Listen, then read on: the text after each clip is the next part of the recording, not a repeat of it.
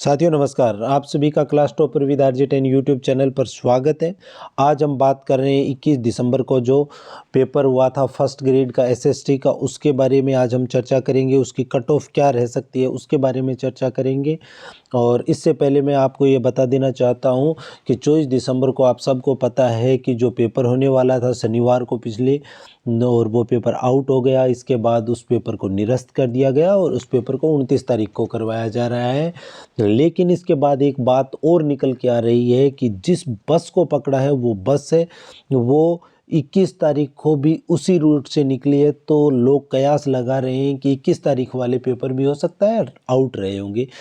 यदि हम उन फैक्ट को हटा दें, अगर हम उस बात को एक साइड करके बात करते हैं कि पेपर सही ढंग से हुआ है, यदि पेपर सही ढंग से हुआ है, पेपर आउट नहीं हुआ है, पेपर के स्टैंडर्ड के हिसाब से यदि हम बात कर रहे हैं तो SST की कट ऑफ क्या रह सकती है, हम इसके बारे में बात करेंगे।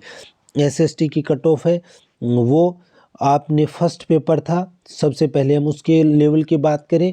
फर्स्ट पेपर था, उसमें यदि आपके 55 से 60 क्वेश्चन सही हो रहे हैं तो आपने एक ठीक कंडीशन में है, आप अच्छी स्थिति में मान सकता हूं मैं।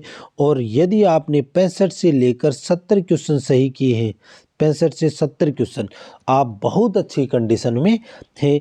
ये आपकी अच्छी स्थिति है। फर्स्ट पेपर की बात कर रहे हैं। बात करते हैं सेकंड पेपर को लेकर। सेकंड पेपर में आपको 150 क्वेश्चन थे और 150 क्वेश्चन में से यदि आपने 90 से और 95 क्वेश्चन सही रह रहे हैं तो आप ठीक कंडीशन में हैं, आप गुड स्टैंडर्ड मेंटेन कर रहे हैं। लेकिन यदि आप 95 से 100 के बीच हैं तो आप बहुत अच्छी स्थिति में।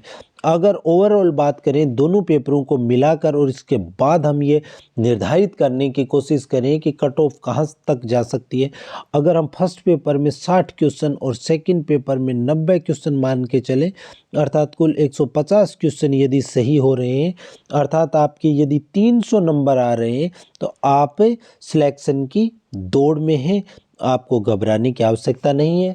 ये जनरल की कट ऑफ की बात कर रहे हैं हम। इसके बाद वर्गवार कट ऑफ क्या रह सकती है उसके बारे में भी आंकड़े के रूप में मैं आपके सामने प्रस्तुत कर रहा हूं। ये आंकड़े आपके सामने। सबसे पहले बात करेंगे हम ST के बारे में। ST मेल की जो SST की मेरिट रह सकती है वो 265 से 270 के बीच से रह सकती है। फीमेल की 263 से 268 के बीच रह सकती है। बात करें SC के बारे में तो SC मेल की मेरिट है वो 275 से लेकर 280 के बीच रह सकती है। बात फीमेल की करें तो 272 से लेकर 277 के बीच ये मेरिट रह सकती है। जनरल कैटेगरी की बात करते हैं तो जनरल कैटेगरी में यदि मेल के 298 से 303 के बीच आ रहे हैं पुरुष, तो सिलेक्शन होने की पूरी संभावनाएं हैं। और यदि महिला है तो महिला की 296 से लेकर 301, क्योंकि वर्तमान समय में महिला और पुरुष की जो मेरिट है उसमें ज़्यादा फर्क नहीं आ रहा है। OBC की बात करते हैं। OBC 294 से 299 नंबर जिसके आ रहे हैं वो सेफ जोन में मान के चल रहे हैं। फीमेल 293 से 298 के बीच जिसके मार्क्स आ रहे हैं वो सेफ जोन में है। EWS की बात करते हैं। मेल 290 से 295 के बीच और फीमेल 286 से 291 के बीच से मार्क्स आ रहे हैं, सेफ जोन में है।